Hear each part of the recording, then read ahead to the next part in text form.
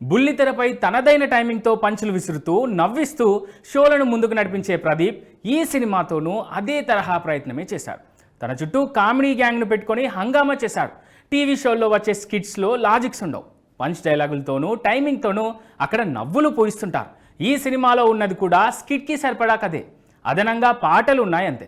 ఓ చిన్న స్కిట్కి సరిపడే కథని 2.5 గంటలు సాగదీసి నడిపించాలనుకున్నప్పుడు కామెడీ పరంగా చాలా జాగ్రత్తలే తీసుకోవాలి కదా. అదే మిస్ అయింది ఈ సినిమాలో. కామెడీ పరంగా చేసిన కసరత్తులు సరిపోలేదు. కథలో నుంచి సహజంగా హాస్యం పండలేదు. దాంతో ఫస్ట్ హాఫ్లో అక్కడక్కడ కొన్ని పంచులతో నవ్వులు పండాయంతే. బైరిలంక ఊరి కథ, అందులో నాయకుడు రాజన్న కథతో సినిమా ఆసక్తికరంగానే మొదలవుతుంది.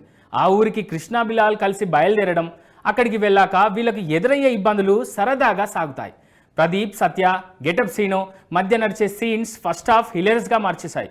కథకి ప్రేక్షకుడిని కనెక్ట్ చేయడంలో దర్శకుడు విజయవంతమైన ఆ తర్వాత ఆ ప్రపంచంలో అట్టే లీనం చేయలేకపోయారు. ఫస్ట్ హాఫ్లో కామెడీతో పాటు ప్రేమ కథ కూడా కీలకమే. కానీ కామెడీ స్థాయిలో ప్రేమ సన్నివేశాలపైన దృష్టి పెట్టలేదు డైరెక్టర్. హీరో హీరోయిన్లు ముద్దు పెట్టుకోవడం, ఆ వెంటనే ఒకరి చుట్టూ మరొకరు తిరగడం, ఇదే ప్రేమ అన్నట్టుగా తేల్చేశారు. ఇంటర్వెల్ ఎపిసోడ్ ఆసక్తి రేకెత్తించినా అక్కడితోనే అస్సలు కథ పూర్తయిపోయింది.